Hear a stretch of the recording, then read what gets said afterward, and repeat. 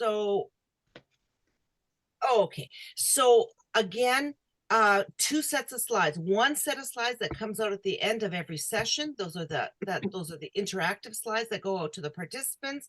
And then at the end of the day, I get a recording, like I just put this on the recording, and I will make a PDF of the slides that are used, and those are sent out to all registrants.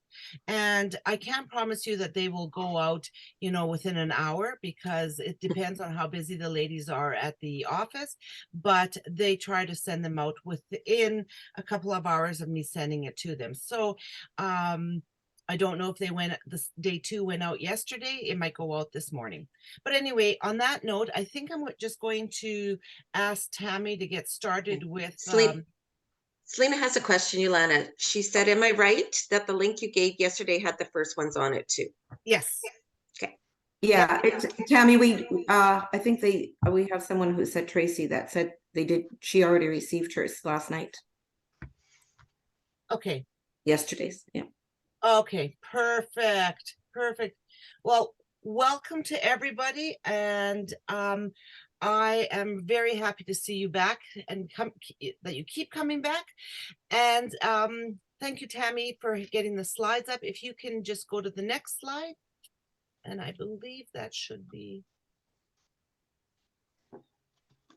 yes, the land acknowledgement. We acknowledge that we here in Alberta are on the traditional territories of many First Nations, Métis, and Inuit peoples who have lived and gathered on these lands for centuries. We are grateful for the opportunity to live, work, and create in this land. Great. Thank you, Yolanda. Thank you. Okay. Oh, and before we start with this one, I'm just going to introduce myself again. I'm Yolanda Seletsky, and I come to you from Edmonton, Alberta. And you've been with me. This is our third day, so that's all I'm going to tell you about myself. But I'd love to take this opportunity to get Tammy and Betty to introduce themselves, because today's session, like we told you for the last 2 days, today is all theirs. So Tammy, do you want to go first and introduce yourself? Thanks, Yolanda. Well, good morning, everyone. Yes, my name is Tammy Leslie, and I am part of the ERLC math team, along with Betty and Yolanda. I have been in education. I was actually thinking while we were chatting earlier, Betty and Yolanda, if we put our years together, how many years we've all been in education. And so most of my years were spent with Edmonton Catholic, where I taught all grades except for kindergarten and grade 5. And I had a variety of roles, including being the math consultant for the last 8 years with Edmonton Catholic. This is my third year with at the Edmonton Regional Learning Consortium. My passion is definitely with elementary mathematics, as I spent most of my years in the primary years. And on my personal life, I am a mom of 2 boys. In fact, 2 weeks ago, they just left again. They swoop in for the summer and then they swoop out. All I have was dirty laundry left and socks underneath the bed. And they are both hockey boys. So my oldest is in Niagara this year. He spent 4 years in Columbus getting a degree and playing hockey, and now he's taking his 5th year and getting his master's in Niagara on the US side. And my youngest is playing in Whitecourt, Alberta. He's in his 4th year too. So I don't know if anyone is here from Whitecourt, but definitely have spent a lot of time out there. Betty, how about you? Thank you. Thanks, Tammy and Yolanda. I'm Betty Morris. I'm also in my 2nd year with ERLC, also formerly with Edmonton Catholic Schools, where I was teacher K-9, and I should correct that, I didn't teach kindergarten, grade 1 to 9, various grades. Worked for in the district as a teacher, and then as the math consultant before Tammy, I think many years before Tammy, and then went to Alberta Learning, worked there in assessment and curriculum, had an opportunity to also do some work in education overseas, mainly in Africa, It was just a really great experience. Came home, and as I said, now I'm in my second year with Yulana and Tammy. Right now, I am in Vernon, house sitting with a friend. A cat family has gone to Europe. And so it was a little bit interesting, dicey. Kamloops, when we came on Monday, was very, very smoky. Vernon to yesterday was beautiful. It was sunny, it was clear. Today, as I look out the window, I see it is a little hazy again, but it's hard to tell in the morning whether it's just the mist or whether it is the smoke. So, but talking to the locals and being kind of in, not close, but close, it is, your heart goes out to the people here, as in Yellowknife, as we did in Fort McMurray. So yeah, and I was part of the July Institute. I was fortunate enough to work with Yulana and Tammy as well there. And because I'm here, I'm only doing the one session. So I've heard it's been going great. So thank you for welcoming me. And before we get started, Tammy, I see that Kathy with a K is here. And Oh, I'm just wondering if Kathy yes, can turn on her absolutely. camera and say hello to everybody and introduce herself also. Absolutely. Good morning. I'm Kathy from the SAPDC office, and my internet is really bad. So I'm going to try and find a place where I can hear and. Oh, Yeah, we there get she it, goes. Kathy. So Kathy is from the consortia in Lethbridge. So welcome, Kathy, and we love having you. And she's part of our ARPDC math team. So it's great to see you here. Yeah, good morning. Good morning, Kathy. All right, so let's get started with, and I just had put for those math gurus out there to evaluate the value for each picture, and I'm sure you already have as you were sitting there as we were introducing ourselves. So kind of a little reminder of summer. Oh, see, Grant, you were absolutely right. I knew somebody as we were chatting was feverishly working out the values. So thank you so much. So my portion today is we're going to talk about being really intentional when teaching to the verbs in the curriculum and the importance of students putting into action their knowledge and understanding of the math concepts. And so what is that going to look like? Well, I am hoping by the end of this really brief time together that you're going to be able to explain why understanding vocabulary is so incredibly important to interpreting the curriculum, that you're going to be able to identify and the student actions and the verbs in context of the Alberta curriculum, and as well as looking at some strategies to support the learning of these action verbs as I share a brand new resource. So the importance of vocabulary as we begin this journey of looking at a new curriculum in the kindergarten to grade 3 teachers. We're implementing it last year, and I believe most of you are grade 4, 5, 6 educators, and you will be implementing the new curriculum this year.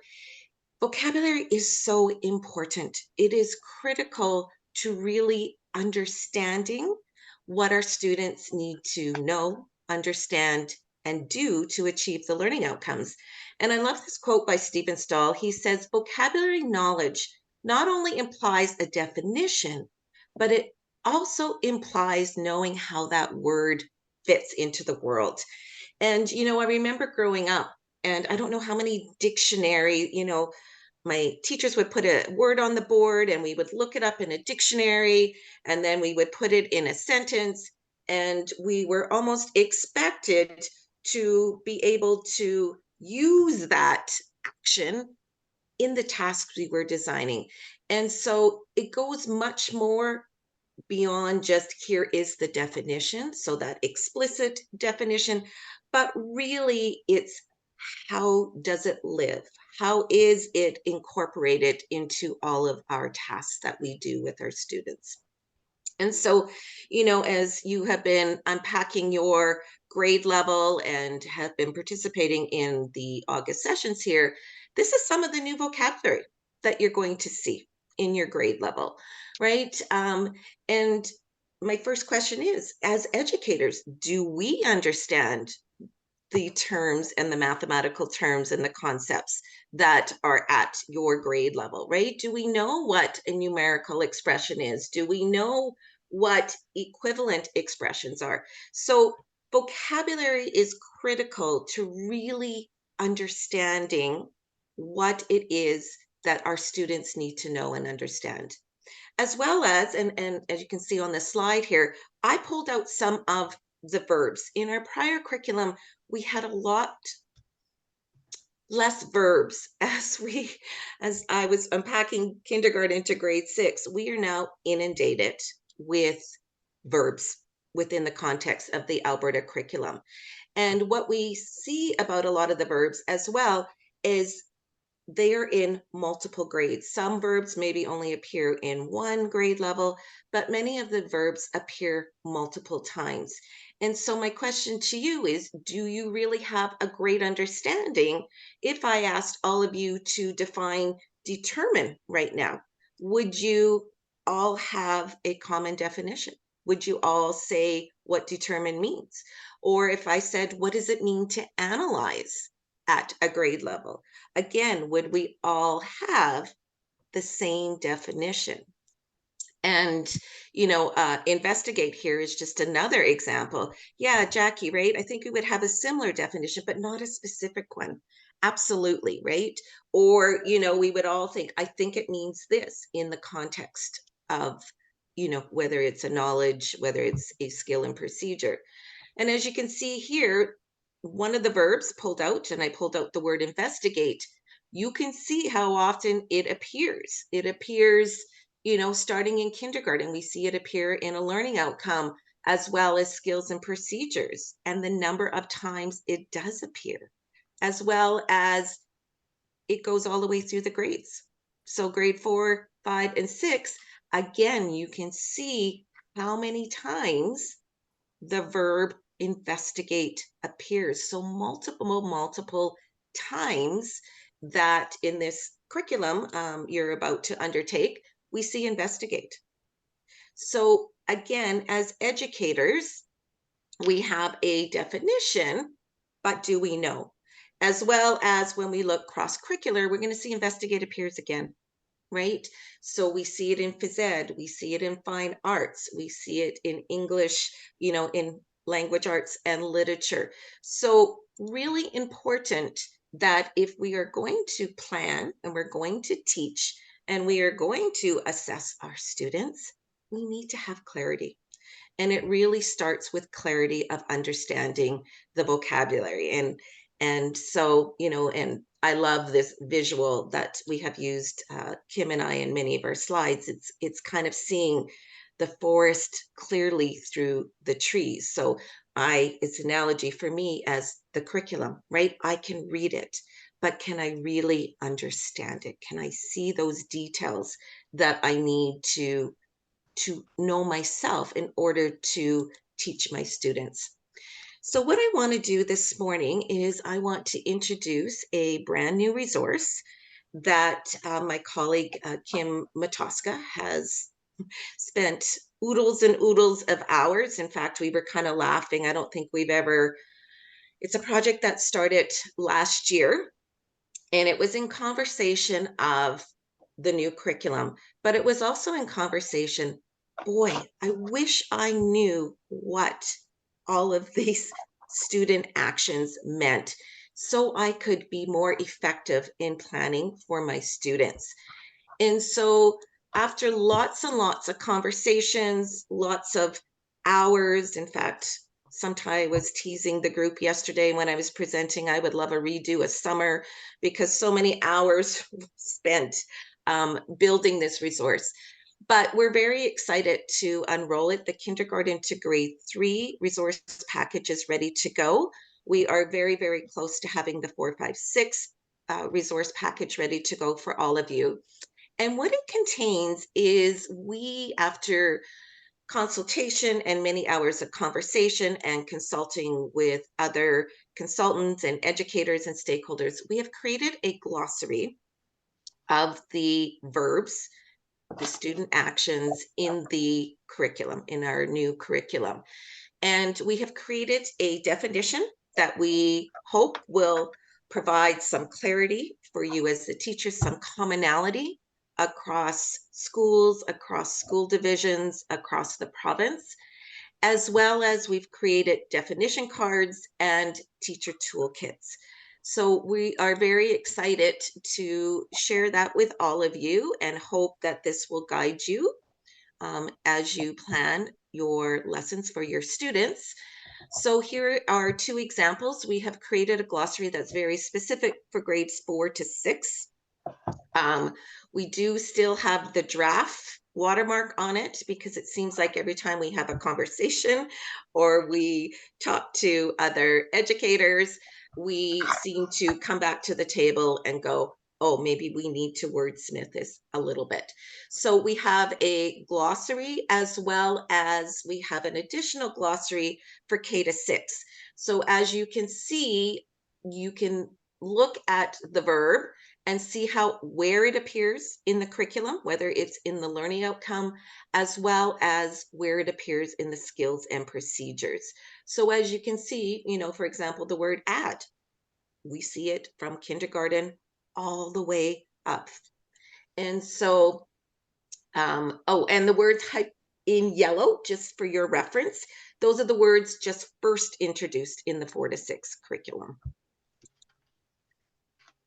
As well as the glossary, which will be all hyperlinked, you will have access to definition cards. So those definition cards will have the broad definition as well as a visual, and we were very intentional with wanting to keep it within the Alberta context. So the visuals not only help to define the verb, but what it will also do is it also connects to one of the skills and procedures or learning outcomes. So it's just a visual, a little snippet of representation of our curriculum. So these are meant to be printed.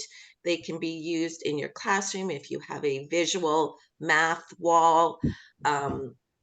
Really, again, what does it mean? So yes, is there a printable version? Yes, they will be printable. So again, you can print out these word cards and have access to the glossary. So you can post them in your room, right? For those of you that have those math walls and you see this word appearing a lot, it will help your students. As well as when you look at the glossary, there will be asterisks. And so the asterisks will be, not only will the word hyperlink you, but the verbs that have an asterisk beside will take you to a teacher toolkit. And those teacher toolkits will even help you further in that there will be a expanded definition.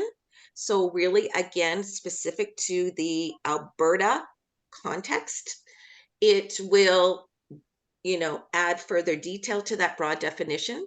You will have specifically, there is a table that has specifically whether it is the learning outcome or the skill and procedures, so you can see that as a glance. And kind of the most important part for us, and I know when we have shared it with other teachers at the kindergarten to grade 3 level, is we have provided illustrative examples. Now, it isn't all encompassing. We don't have one for every grade, but what you can see is that student action in a sample at a particular grade level and how very intentionally, right, that verb is used. So again, it's meant to help you see it in action. It's helped to perhaps, spark a light of going, oh, even though this is a grade, for example, I can perhaps use it in the grade, my grade 5 classroom, as well as we have included references as well as some additional supports or links that you can use. And so I wouldn't, it would be amiss if I didn't give a little bit about the process just so you can understand that this wasn't created lightly. Kim and I spent many, many hours researching and looking at the different educators out there who really took actions, took the verbs, and gave them a level of complexity. So we looked at Bloom's taxonomy, we looked at the depths of knowledge, and we really actually focused a lot on Marzano and Kendall's and the knowledge domain and the scope of learning, knowing that there are different levels of complexity to the verbs. And so when we were deciding which verbs to put in our teacher toolkits, we really gave thought to the level of complexity of the verb. We gave thought to the number of times it appeared, as well as those verbs perhaps that as educators we might struggle with. So there are not teacher toolkits for all of the verbs, but there are for the higher level ones, the ones that appear in the learning outcomes, as well as the verbs that appeared numerous times. So this shot here just kind of shows, right, some of our verbs in the curriculum is at a very retrieval level. So just that automatic recall to very much investigating. A lot of it is a process. It is not just a retrieval or recall of facts, but really it involves digging in, inquiry, and exploring and problem solving. So just an example of these student actions in the curriculum. What you could see on my slides is we have a leaf character. We wanted it to be very representative of not only our Alberta context, as well as our students. So again, with lots of research and looking at, what would be representative of Alberta curriculum, we landed on the aspen tree. And so our leaf characters came from the inspiration of the aspen tree. And for those of you that might not know, the aspen tree grows all across Alberta, even the far, far north. It is a extremely resilient tree. In fact, it's one of the first trees to grow after a forest fire. And so we felt the aspen leaf or the aspen tree was really representative, not only us as educators, but our students. So, hardy, resilient, and above all, the colors in fall. So as you can see, our leaf colors were very representative of the leaf colors in the fall, as well as our leaves. So that's where we gathered our inspiration from, being really cognizant. We wanted to keep it in our context of Alberta. So a little about planning to teach. Jackie, this will be translated into French. And actually one of the consultants from Edmonton Catholic, one of the math consultants we were chatting to, and it will be translated into Spanish. She has agreed to. Oh, Juliet, yeah, never thought. Great trees, science, absolutely. So again, and these verbs are going to appear there. So you can, to use, of course, these definition cards for all curricular areas.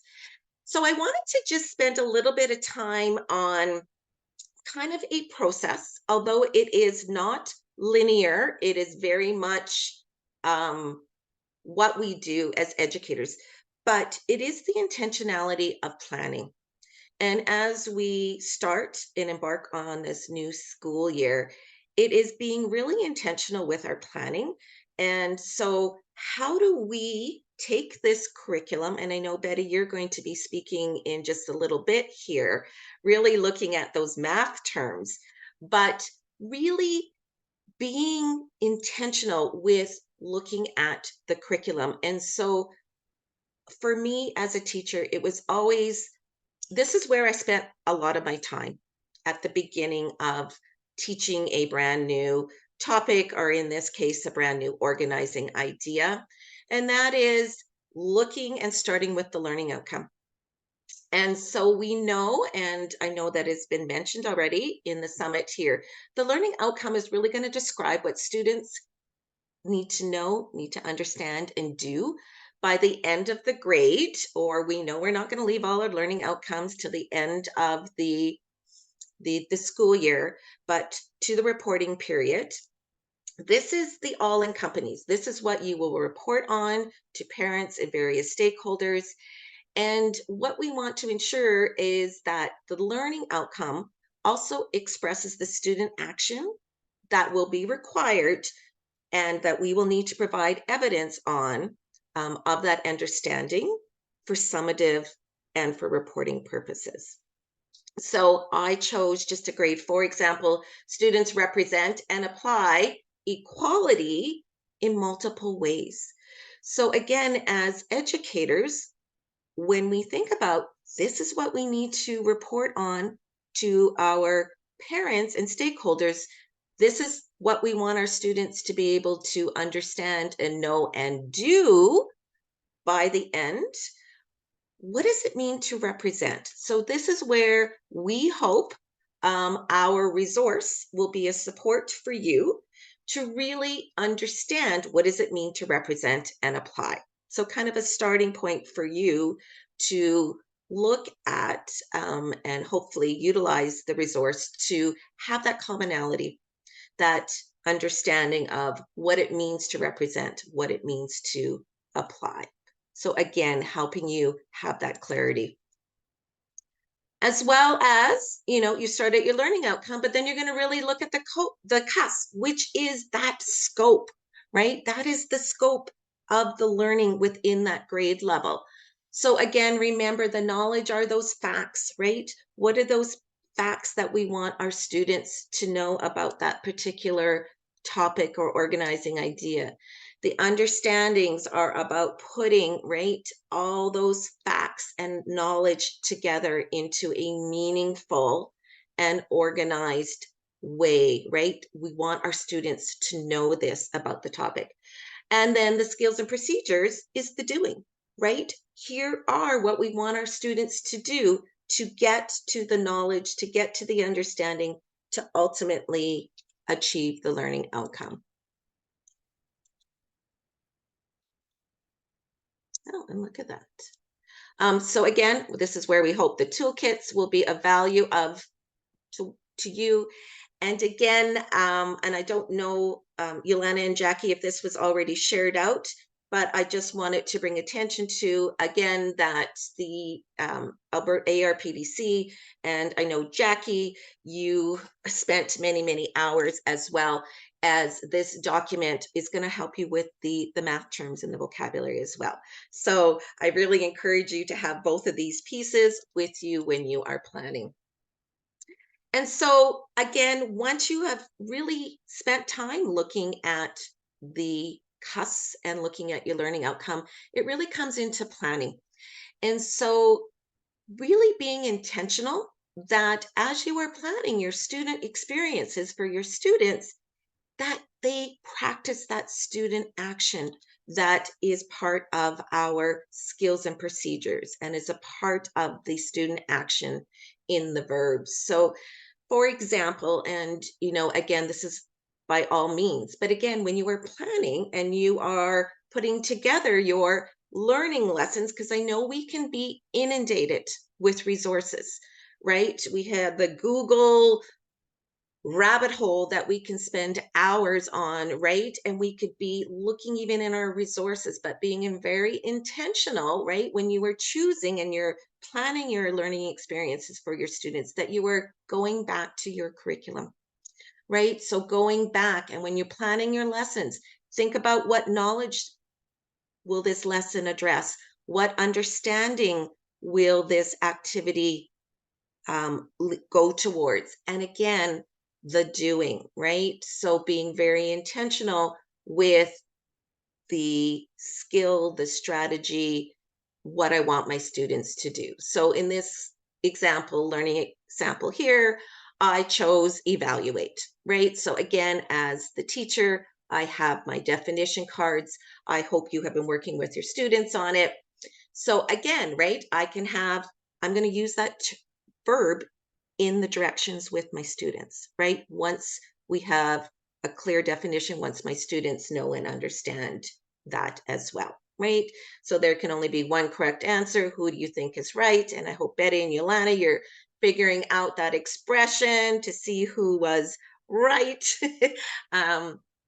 But who do you think is right?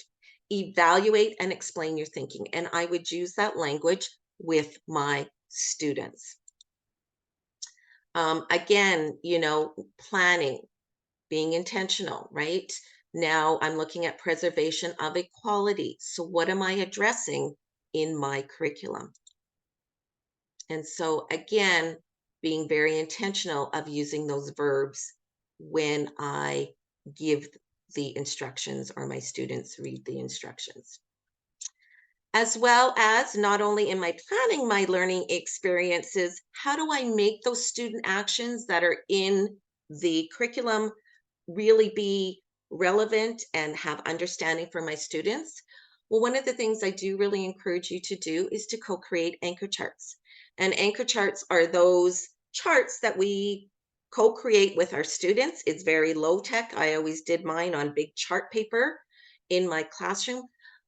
But to take those action verbs, because it appears so often, I want my students to really understand what does it mean to investigate and to work with my students, what counts, what matters when you are investigating.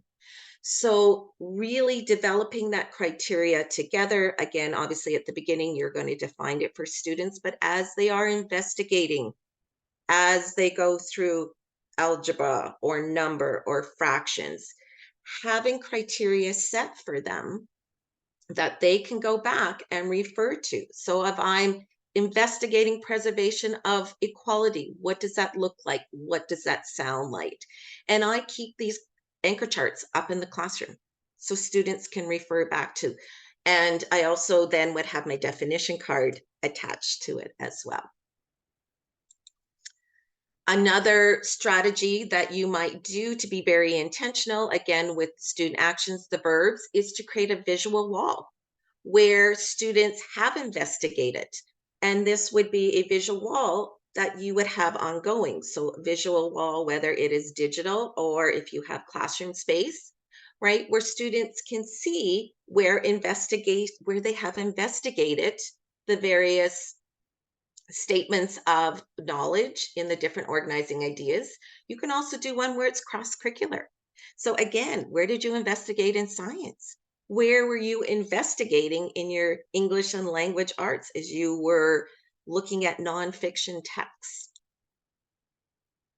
Or you could be very intentional of, and I am the queen of stickies in the classroom. In fact, at the end of the day, I would always find stickies on the ground, right?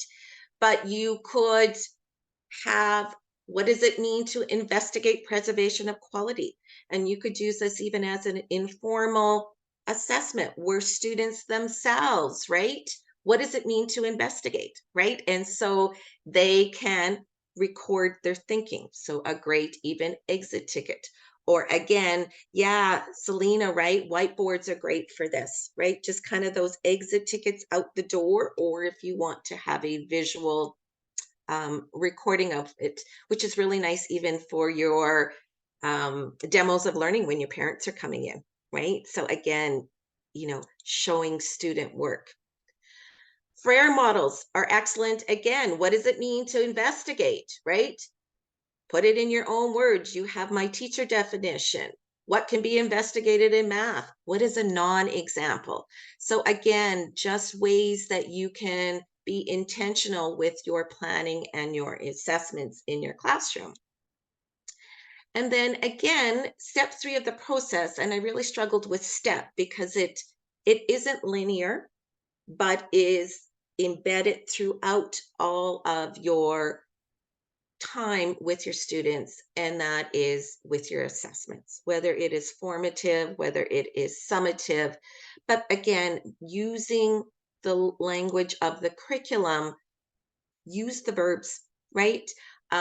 Be very intentional that when you're designing your assessment, which you're going to formatively or summatively assess, And I know I'm really going to talk fast right now because Betty, I want to honor your time as well. And we are actually running sessions, grade specific, really talking about assessment, but utilizing the verbs in your assessment. And so I just wanted to just briefly bring a great assessment that you can do summatively, perhaps at the end, once you have, taught and students have the knowledge and understanding, is to create performance tasks where it is learning activities, and it is an excellent opportunity to really assess what students know and understand and are able to do. And it's a really great way of bringing more than one student action into student learning. They're open-ended, right? So you're really going to see the levels of understanding from your students, and they're open-ended. They don't have one solution. So again, it really allows for understanding of students. You can really see their levels of understanding with performance tasks. So again, I am a big believer in having rubrics, and this is an example of a single point rubric, which again, not a lot of time, but I'm putting the criteria for students so they can see what is expected of them in this performance task. And I have included the grade 4 performance, or an example of a grade 4 performance task for you in your slides. I know today we are not going to get time to go through it. So it is in your slides that will be shared, like Yolana said, at the end of all of our sessions. And so and I hope I just really briefly have time. Oh, So Tammy, you've got lots of time. Don't worry. Okay, sorry, Betty. Well, I know we had 6 No, for no, answer, so I just I'm want to good. honor your I'm time. good. No, you go ahead. But I just good. wanted to share and just go briefly over what will be shared in the slides, so you just have understanding. So yes, you will get access to the glossary, the grade 4 to 6, as well as a copy of the K to 6 glossary. You will get copies of all of the definition cards. You will get copies of 2 teacher toolkits. We are just in the process of completing them all and editing them all and sending them to the graphic designer. So unfortunately, those aren't ready. We had tried hard to have them ready for the summer summit, but as you know, summer and one of us going on, away, and our graphic designer going away, we weren't able to get all the teacher toolkits made. So as soon as they are, our goal again is to have it ready by mid-September. We are in the process of creating all of the illustrative examples. So we will share those out as soon as they are available, as well as please check the ERLC and our ARPDC website. Those, we are having grade specific sessions on planning teaching with a strong focus on assessment, with using our resource. So really being intentional with those student actions, when those verbs in the curriculum, when we are planning our learning experiences, as well as planning our assessments. I have the K to 3 one for you. So the resource package is included in your participant slides.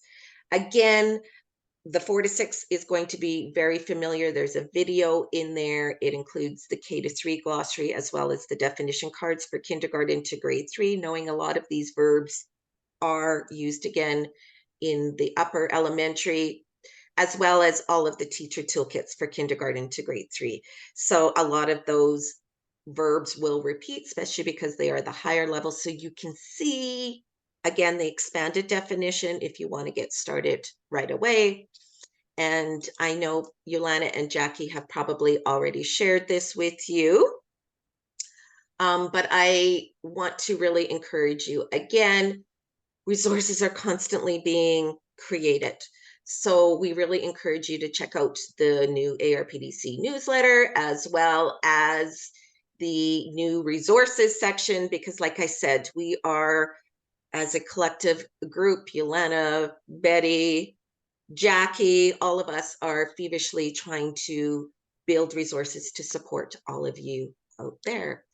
And again, I know this was very, very brief and very, very quick overview, but if you want to know more, please feel free to reach out. And I believe our emails are on slides, I believe. So again, I know Yolanda and Jackie have shared this numerous times, but you're always free to reach out to us.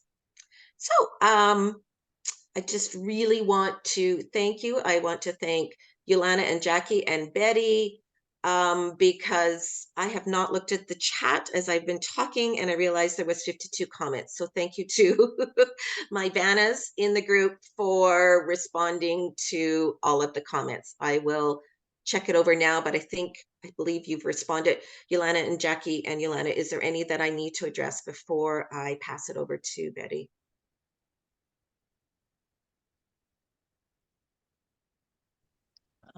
There was We one got it question. all. Jackie, do you have something?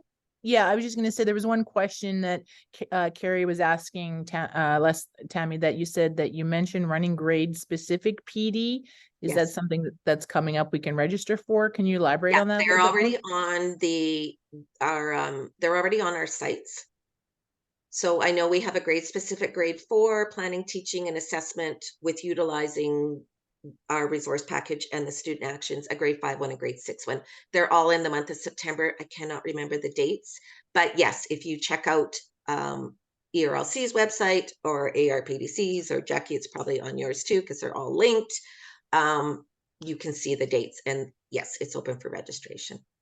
So thank you everyone for your time and your attention. I see there's 91 of you watching. That's incredible. Thank you for your time and your commitment, and yeah, for taking part of your remaining days of summer to spend it with us. So thank you so kindly. So Bobby, I am going to pass it along to you. I will stop sharing my screen so you can be in control of your slides. And you know what, Tammy, before you, I know you're not going to leave. I know you're going to No, stay. I'm going to but stay. I just want to thank you so much for sharing this resource with us. You know, when I look at it, I am just so impressed with all the hard work that went into this, the research behind it, the graphics, it is so thoughtful. And, you know, yesterday someone was giving us a link to Teacher Pay Teacher for vocabulary. And I said, whoa, don't share that link yet. I really want people to see what your team, like Tammy and I can't remember the other lady's name, but have been working on, because this really is an awesome, thorough resource that is so directly linked to our Alberta curriculum. I don't think there's anything else out there that even comes close to this resource. Like, this is fantastic. So thank you so much for sharing. Thank you, Lynette. Well, you know, I just want to add to that, right? When in our research, we tried to find a resource with verbs, right? And the only thing is we came across the directing words from Alberta, but it was more, I think, for the PATs and for grade 6 and 9, right? So it didn't exist. So thank you, Yolanda, for saying that. All right, Betty. You know what? You said that dreaded word, PAT. I know, I shouldn't have. I know. I just opened up a can of worms to all our grade 6 educators in the room. Yes, you did, because that came up many times yesterday. Just before I let you go, I know we had Kathy on, Tammy, and Betty. Since she said the word PAT, do any of you know anything about the grade 6 PAT exam this year? Oh, that's a great question, because I got an email on that too. Well, the only thing that I had heard at another session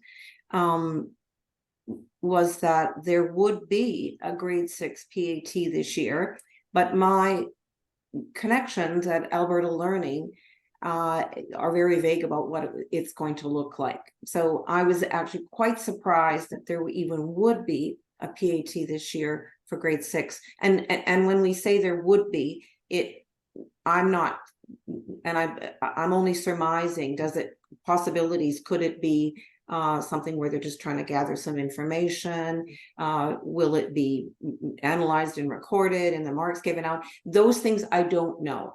There was a fellow at the session who said that he had been part of a team that was writing items for the PAT, and so I hate to relay rumors, but that's the only information I've heard. But I do have my feelers out. I've contacted people for months from Alberta Learning, and I know during election time it was very dicey, but I still not have heard. So if I hear anything, the information will. You'll probably those of you who teach grade 6 or 4, 5, and 6, you'll probably hear before me. Chances are, but if I hear anything, we'll certainly relay that information. And just to let you know, if we find anything out, like right now, we know probably just as much as everybody else. Some of you may even be on some writing teams or whatever. Please know that as soon as we know anything, we will be sure to start providing sessions for preparation of PATs. Okay, so keep your eye out on the ARPDC session workshop, session write-ups. Okay, sorry, Betty, in respect for your time, Betty, now it is your turn. Did you share your screen?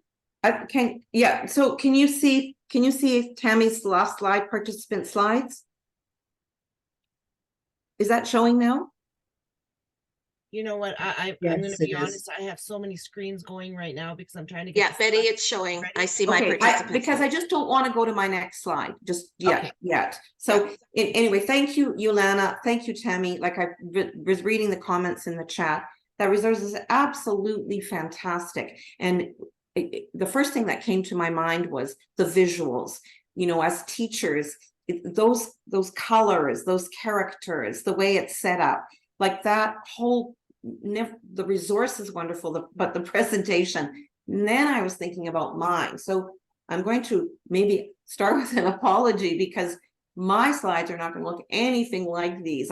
Those slides are gorgeous, and the resource, the content, the information, and the comments that I read, that's such an excellent resource. So just before I go to the next slide, I'm taking a bit of a different turn. So you're going to hear me repeat some of the things that Tammy said. I was jotting notes down as she spoke when we look at vocabulary. So you'll hear me say vocabulary, you'll hear me say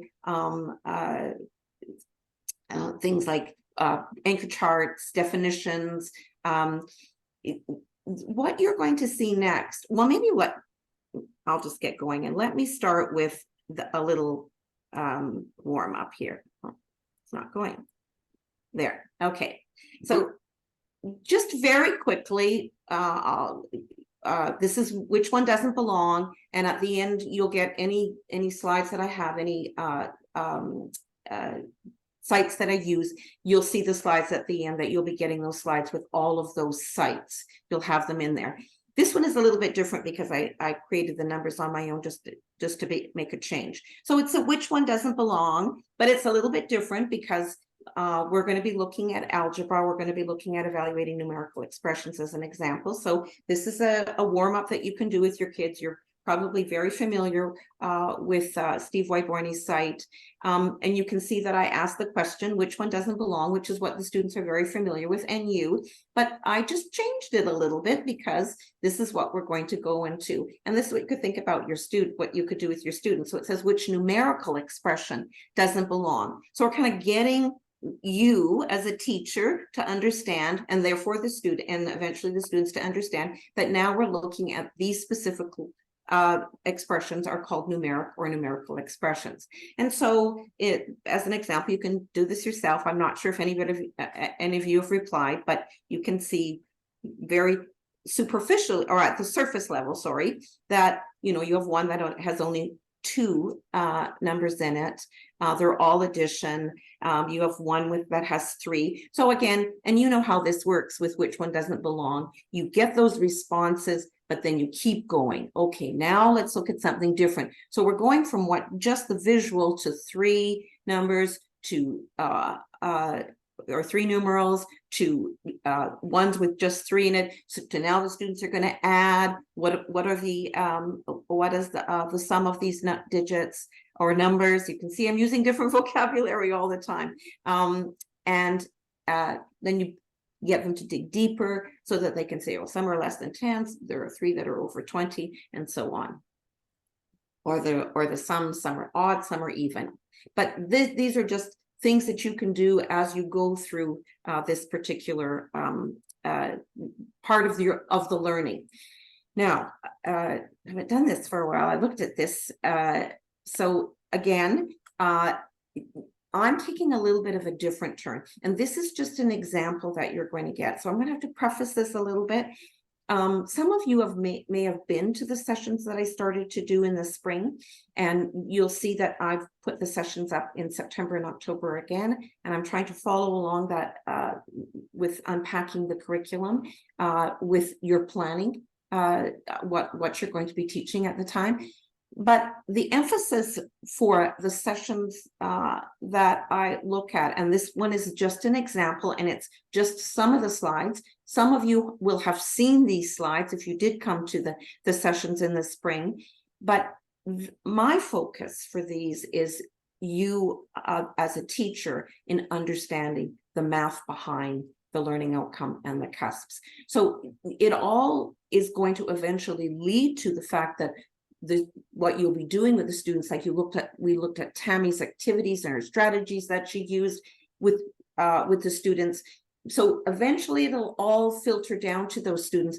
But what I have a bit of a passion for and wanted to work with is, before you even look at necessarily strategies and with your focus on student learning, what I wanted to do was to provide some understanding for you as an educator, because this is a new curriculum. 4 to 6 has major changes in it. It's so difficult to keep on top of understanding every single subject and all of the new learning outcomes, all of the new concepts that go with it. And so what I wanted to provide in the sessions is for you. But again, even though I say that, you'll see some examples. It's for your understanding, but of course, it's what you're going to do with the students. So this is just an example for unpacking the new curriculum.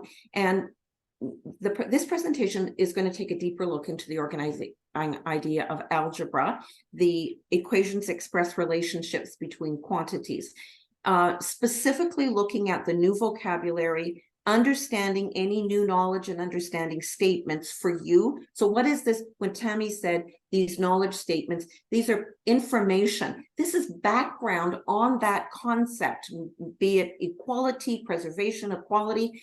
What is it? And so these sessions, again, are, what does it mean to you? What does that mean? So that you feel very comfortable in understanding it, so that when you work with students, you will be able to see what they're thinking and understanding what the skills and procedures are asking the students to demonstrate, which is, again, what Tammy has shown you so well. But when this one first, this is the kind of the reasoning or the background. So when we read our curriculum, we read it through what we value, what we understand, and our own personal experience. So especially this new curriculum, what do I know about? What have I taught it before? Have I understood it? Do I understand it? Is it something new? What we may end up valuing, though, often is the skill. What is it we want the students to do? That's really important. The procedure, the knowledge is really important. But we also have to remember that we have to value that understanding, that thinking, that reasoning. And again, for you, what is that understanding of the math that's behind what you're going to teach? So one of the most important things we can do as math teachers is deepen our understanding of the concepts our students are learning. And hopefully this sample that I'm giving you today, it goes into more depth when we do it by grades. Hopefully that will give you a bit of an idea of what we're looking at. So we'll look first at the organizing idea, and this is algebra. equations express relationships between quantities. And then what I really like about the new curriculum, I know that the previous one did it across the grades, but this one you can pick up in grade 4, 5, and 6. So this is what we're going to look at today very briefly, is the 4, 5, and 6. And we're only going to look at the first cluster of cusps for that particular outcome. So we're going to be looking at only expressions, and you're going to see in the next slide that this organizing idea is actually, the outcome is actually divided into 3 different sections. So this is how it looks. I know that we had discussion a little bit about combined grades. This is going to see if you teach a cluster of grades or if you teach combined grades, you need to see what comes before and what comes after. Even if you do teach a regular grade, a straight grade, if you just teach grade 5, because this is new to grade 4, 5, and 6, it's really important for you to understand what these students have come with, if they have, and in this case, they haven't. Because this is, if you're teaching grade 5 and we're talking about evaluating expressions, it's going to be new to grade 4 as well. So you have to look back to see, what do I need to do to catch up? And what do I need to understand in order to do that? So this is just, now this little chart is just mine. I made this up. As you can see in the box, they're only the main components, but it's good for you to see the commonalities as we go through the progression, as we go through grade 4, 5, and 6, and what the similarities are, because that's going to help you to understand, and it's going to help you to teach, therefore. So when we look at grade 4, the 2 big rocks are, in that case, are numerical expressions, where we're going to look at order of operations. And you can see order of operations is new to grade 4. It's new to 4, 5, and 6. Where we're looking at 2 plus, more than 2 operations, and we're going to evaluate those expressions. And there is a term, evaluate, that when I wrote down, because when Tammy was showing it, it was really interesting. You have the word evaluate in your skills and procedures. And what does that mean when you evaluate something? You have criteria you're going to evaluate. But in this case, evaluate means something different. It's going to actually, you're going to have to solve, isn't solve so much because there's not an equation, but you're going to have to come up with what is the answer, what is the number when you go through those operations. So you can see that when you evaluate expression, that's very different than evaluating a situation, a problem, using criteria. And that, just for you to know that you're going to be using those 2 words in different contexts is important. And Tammy talked about that. Then the other thing that they do in grade 4 that you're going to be looking at is equations. So we're going from expressions to equations. And again, preservation of equality, we're going to look at inverse operations. And then we're going to be able to, with the unknown value, and we're going to solve and verify. So that's what grade 4 looks like. Now you can see grade 5, a little bit different because we've got something new. And this is just to show you the flow. There we have the numerical expressions. You're going to evaluate them, but they're going to introduce parentheses into the order of operations. And that's 1 cluster of cusps. Then in grade 5, they'll be doing the algebraic expressions. They're going to be looking at things like letter variable, constant, coefficient, and so on. That vocabulary, again, very important. And my interest right now is to make sure and support you so that you understand, am I comfortable with the word coefficient, constant, and letter variable? Are you, so that when you work with the students, when they have any questions or you see any misconceptions or misunderstandings, you'll know how to deal with that. And then we go to equations. So you can see there's the flow for grade 5, very similar to grade 4. And then when we get to grade 6, it's the same thing as well. So you have your numerical expressions, only now we're bringing in exponents, which is new to grade 6. We're looking at algebraic expressions where we're going to simplify them. And there are those verbs. That's why that document is going to be so critical for you. And then we have the equations, and they're going to solve and verify. You can see the word verify, evaluate is throughout all 3 grades. And those, for all of you, as a grade 4 teacher, you need to see where they're going. As a grade 5 and 6 teacher, especially, you need to see where they're coming from and where you're going to have to work with filling in the gaps in the learning. So, and this is just a chart that I made, and it, as it said, it's only the main components. You need to get into the details of the cusps as we go through this. So I'm going to show you another chart. Again, it's just one that I made to show you that flow. But what I've done is I've added an extra grade in there, so especially for the grade 4 teachers. So you're going to see when you get these slides, you'll get this slide with this little bit of a legend. I couldn't fit it on that page, the next slide. So the orange is order of operations. We're going to look at algebraic expressions and equations again. Those 3 main components of algebra for grade 4, 5, and 6. So this chart is a bit busier.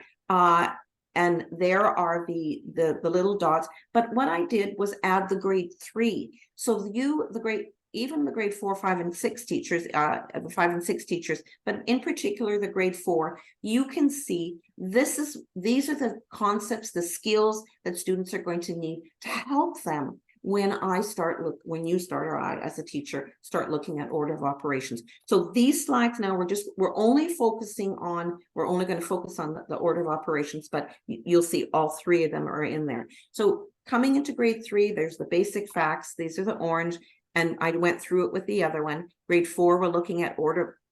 Sorry, I'm going to go back to grade 3 again. So there's the knowledge of the basic facts that they have to know. And then when we look at equations, that the students in grade 3 had equality between a number and an expression has the same value. So when we look at grade 3s have done this.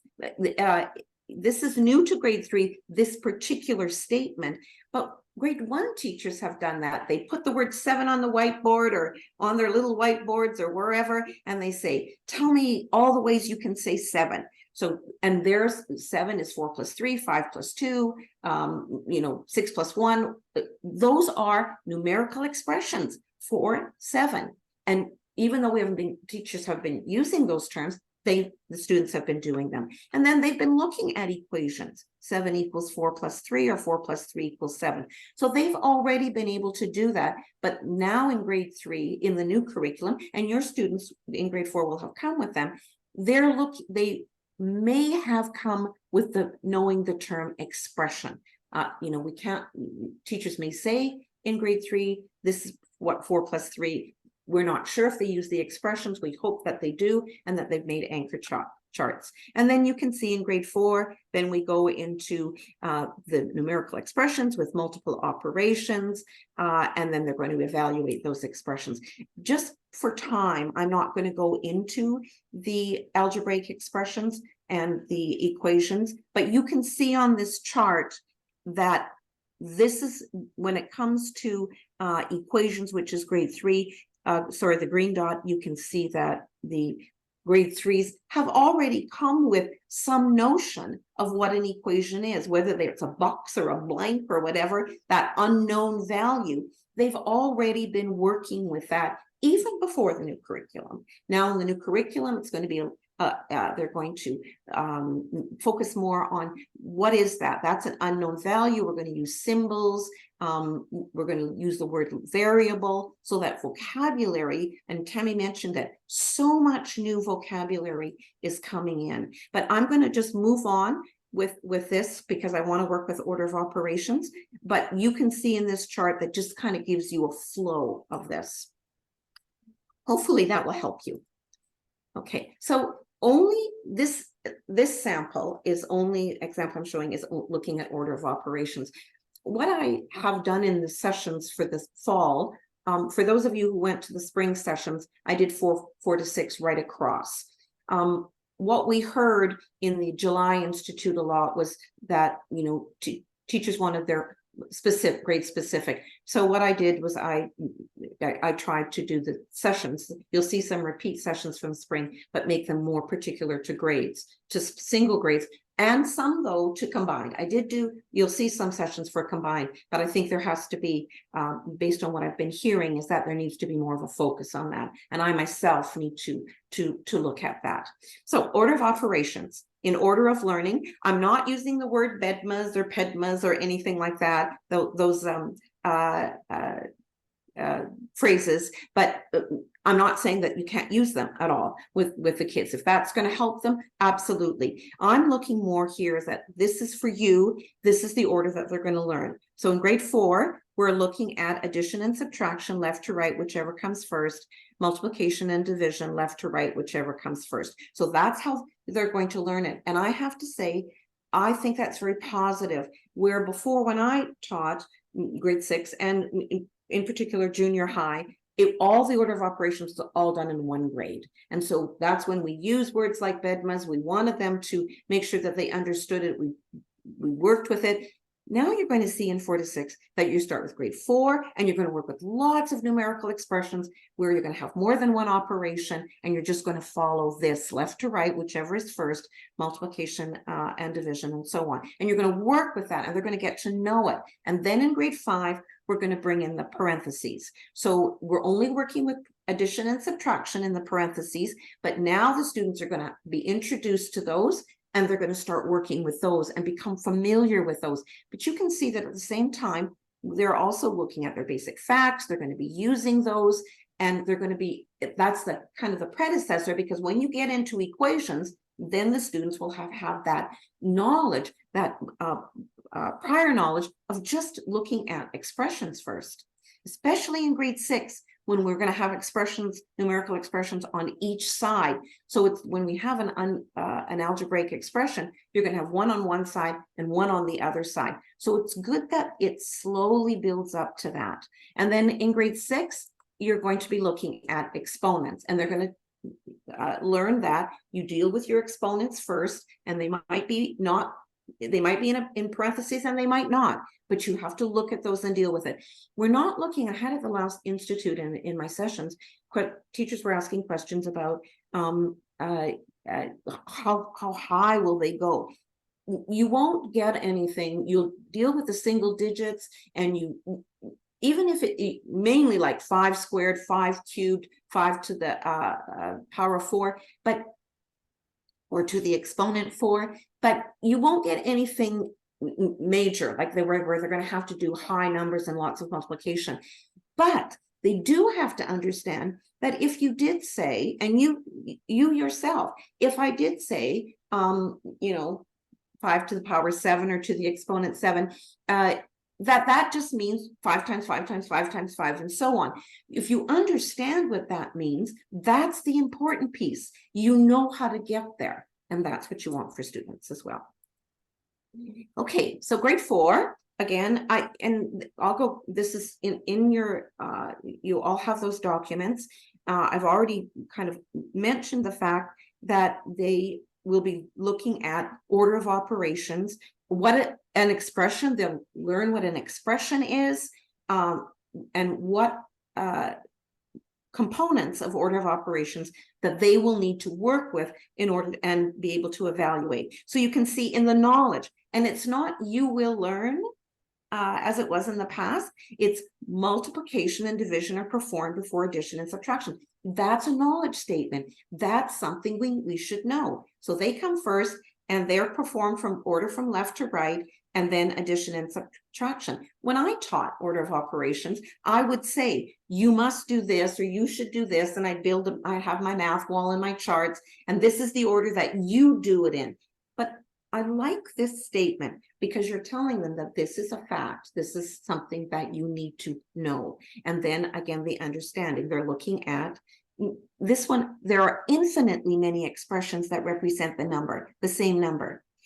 They need to understand that 14 is many ways, and the higher you get, the more complex the students will become in expressing that.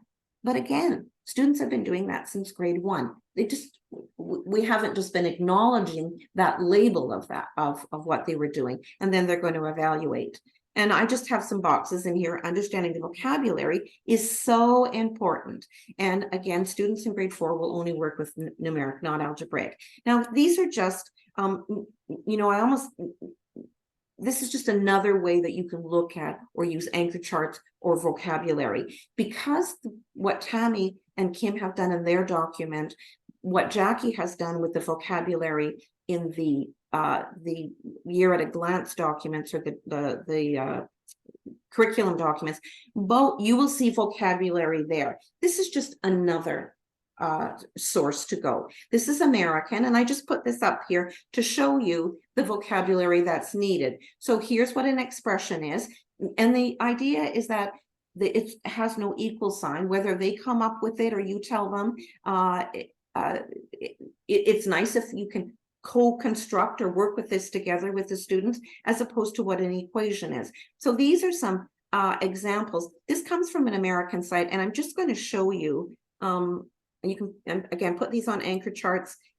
This is not math, sorry, not order of operations, but this just shows you what the site. This is what you will get. So you can print this off of that particular site. So you get the term with the visual, and you get the term visual, and then you get a definition. And that's with everything, even an equation. I cut off, I'll just go back to this one. I cut off the other 2 pieces in this one. But if that's what you want, if there's some way you can use that, that's fine. Again, you've got lots of sources to go to. My tendency would probably go to the Alberta created ones first, because you know that they completely correlate with the new curriculum. I was doing this while I was waiting for Tammy and Kim to build this document. So I just kept these in here for now. But again, it is another source. So when we look at grade 4, I'm just going to watch my time. Again, remembering again, I'm going to kind of emphasize this.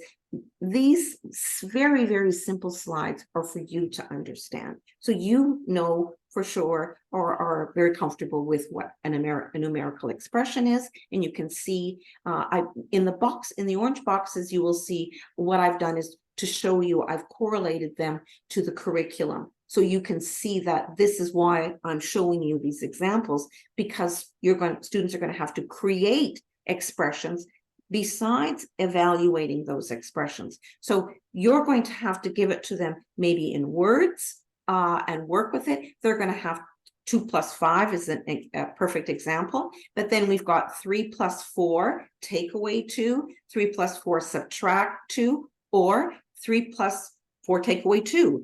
And again, this is for you. What am I going to say? Am I going to say subtract, take away, minus?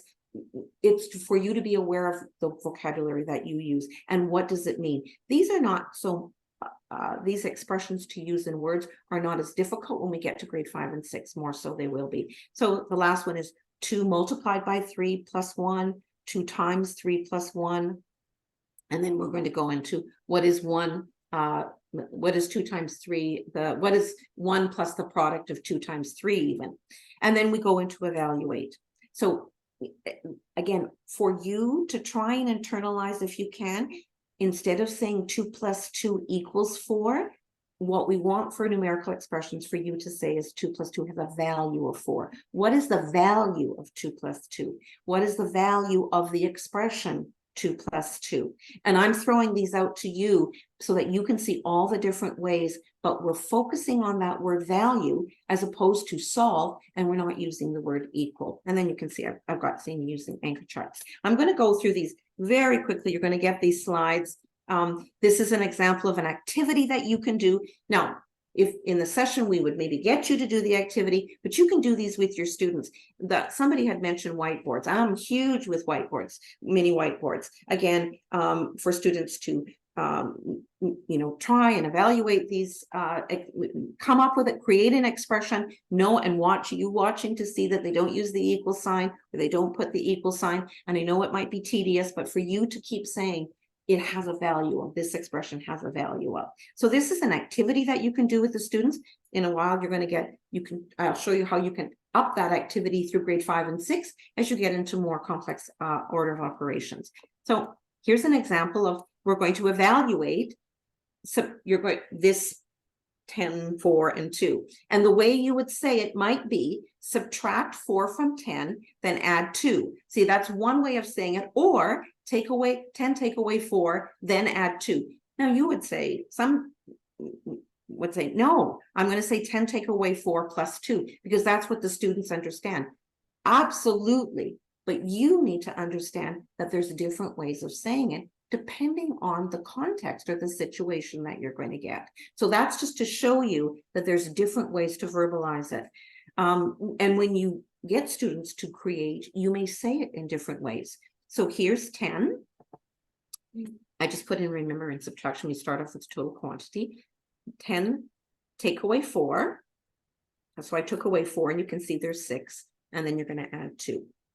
And these are just visuals for you to see the value is 8. Or the value of 10 take away 4 plus 2 is 8, which is long. But again, you want to make that connection with the students. Notice I'm not saying putting the equal sign.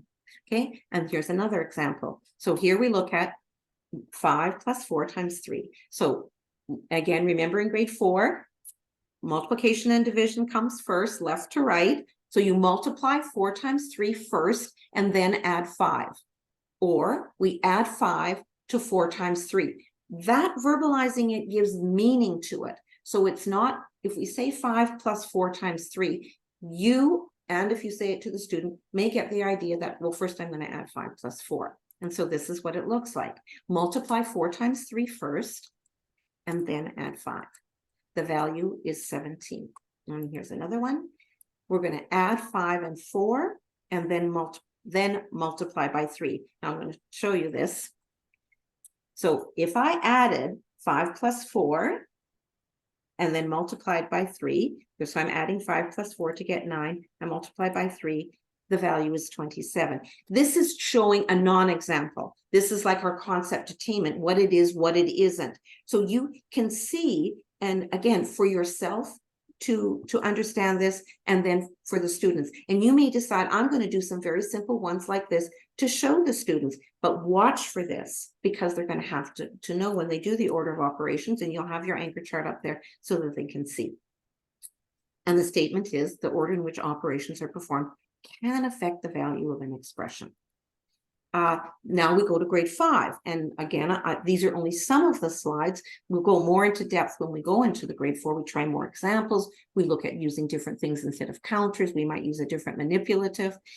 We might just use a virtual manipulative. But in grade 5 now, we work with, we're looking at numerical expressions with multiple operations. Now we've got the parentheses. So now we're putting in the parentheses for grade 5, and then doing the same thing we did before. Okay. So again, evaluate, and these are just a few of the examples. 3 times 4, 3 times 5 plus 4, multiply 3 times 5, and then add 4, which is the order of operations. So we did this one before, 3 times 5. This is grade 4. We multiply first, left to right. There's no parenthesis. So the value is 19. And then I'm going to go into grade 5. So now I'm going to put the brackets in. So again, for you to understand, I'm showing you without the brackets, and now the difference now with the brackets, and that's what you will do with the students again. So we're going to add 5 plus 4 first, and then multiply by 3, or we're going to multiply 3 times 5 plus 4. And again, you need to understand that yourself, which is sometimes it's easy. For me, the words, I stumble over them. I used to stumble over them a little bit because I just knew the numbers and what to do, but what did it really mean? What does that say? So now we have 5 plus 4 first. So we do what's in parentheses first, and we're going to multiply by 3. So do 3 groups, and now the value is 27. So you can see where those parentheses will make a difference. And again, I know that you understand that, but again, be very cognizant, be aware, do different examples, so that becomes kind of like innate, or you internalize it. I always say 2 words: when you internalize from the heart and from the mind. So know your content, be comfortable with it, and know your students. That comes from the heart. Okay. And then these are just more examples. So grade 5, again, the brackets where the visual is so really helps to understand that we're adding 3 plus 5 first, and then we're going to multiply that by 4. And now with the grade 6s, and the reason that the only difference is because now grade 6s will have multiplication in the parenthesis. In grade 5, there's only addition and subtraction in the parenthesis. So you need to have lots of practice and understand that. And you can have multiplication outside the parenthesis, but in grade 6 now, it's going to be, you can have multiplication and division as well in both of them. And again, you can see what that looks like. So the 5 times 4 is first, and then we're going to add the 3 to it. Then in grade 6 is the exponents. Okay, so this is all I'm showing here, is that now it's, again, you understand the progression, but now we're just going to add the powers, the parentheses and the powers according to the order of operations. So this is, I'll go through this one. I should have had this. The slides are out of order. So we've got this 2 times 5 times 4 in brackets. So it's 5 times 4, and then it's 2 times. So that I actually should have had that one before. So this is just an example, another example where this is all multiplication. Okay. So now when we look at exponents, we're going to look at the exponents as the meaning of powers, or exponents as repeated multiplication. And that's where you see that area model is. And again, that I keep that visual in my mind all the time. I do feel comfortable using the cube for cubes. I usually, if I'm going to teach for understanding and for myself, no matter what it is, I will use the visual of the cube or volume. I should have said for the 3 dimensions, and then the square, because it's easier for me to see, and I'll use that with the students as well to get them to understand. And when I'll go to higher exponents, then it's the idea of repeated addition, but they'll see that through area and volume. So you can see 5 squared, 5 squared, 5 to the power 2, 5 to the second power, or 5, and this 5 being called the exponent. And that's again a definition. All right, my time is up. And these are just examples. I just want to stop here because I know that Yolanda will have, and Jackie will have other things that they want to add to you. So these are just examples of, but the reason I gave them to you, even though they're very simple, is for you to be able to, in your mind, express it and say it, and not just evaluate it. So 7 squared, you're saying add 1 to 6 plus 7 squared. Just that little green box probably is more important for me, that you understand that that's what it means, and then going through the process of evaluating that. And then this activity. Now I gave you the same activity, but what I did was for grade 5 and 6, I upped the options. So use more than one operation, use multiplication, use parentheses, use a power. So, and you can change these numbers. This one is using these digits. Find 2 different ways to make 9, but you have to use more than one operation, and so on. You're going to see a cat here in a minute because we're babysitting a cat. So I'm going to try to ignore her. She's a lovely little cat, but she's a little bit needy. But I'm almost finished here. So these are the sites that you will get. Some of them are documents. Some of them are again, the vocabulary site. Some of them are virtual manipulatives. So there's 2 of these, and you might have other things, but they're all about algebra, not just numerical expressions. Those are the sites for all of them. Now, what I want to end with that's really important for you to understand is the sessions, just as Tammy had mentioned. And as I look at this, grade 4 to 6, there's lots of sessions that are going to be available to you. And I guess maybe depending on what your need is. So these unpacking and understanding the new outcomes, this for me, the one that you saw a sample of, I go through, my focus is teacher understanding. Of course, you are going to be able to work with these strategies with students, just like Tammy showed you. And I have actually broken them apart even more so, because some of these outcomes have more than one grouping, 2 or 3 groupings, like you can see this one for algebra. So I have broken them down. I try to make them as grade specific, but you'll see some of them where they fit. And because of time, and I see all the other sessions, and you've got so much on your plate, sometimes I combine them together. But you can see that the sessions that I do are for the understanding of the math behind what you're going to be doing. What I've got, the strategies for teaching and learning, and that's where Yolanda can speak to that. What she's going to do, as an example, and you'll see that tomorrow, she's going to dig deep into strategies using manipulatives. So you're going to be looking at a concept more so. So it might be just fractions, or it might be just solving equations, or it might be just algebraic expressions. And what Yolanda is doing in her session tomorrow, and in the session she's offering, is she's going to dig right deep into that concept and use those manipulatives. She'll talk a lot about what Tammy and I said today as well, but it goes that much deeper. Again, it's important for me that you understand my session is about the understanding the math, where Yolanda is going to go deeper into that. One of the things that we heard about was new teachers. And so there are some sessions for new teachers who are either new to the grade or new teachers in particular. Maybe you have not taught grade 4 math at all, and you come from primary and you're moving to upper. So there will be sessions. I heard that, and so we worked accordingly with that, but I hear now that combined grades, and that's something that, thank you for saying that in your sessions this week, that I know that in my sessions I'll have to, even if I've got the sessions that I have now, that I'm going to have to speak to and refer to. So I better stop because it is 10 o'clock. Wow, thank you so much, Betty. This is just like fantastic. There's so much. And I was talking to my niece after the session yesterday. Sorry, Larissa, but I was talking to her yesterday, and she said, oh, I am so overwhelmed by all this stuff, and I'm new to grade 6, and I have so much to learn already, and I'm just so grateful to everything that's coming up. And again, I know myself, I'm so grateful to the work that you and Tammy have done this summer in getting resources ready for teachers. And so I know that you've already got your sessions on. I'm a little bit behind. I don't have my sessions up yet, but in our slides, I will add all of Betty's links so that you have a direct link. I haven't done that yet, but I will do that at the end of the morning. So I did put a link in for you guys. I'll put it in again. Remember, all you have to do is press on the link. It'll take you to our slides, and then you can just save them.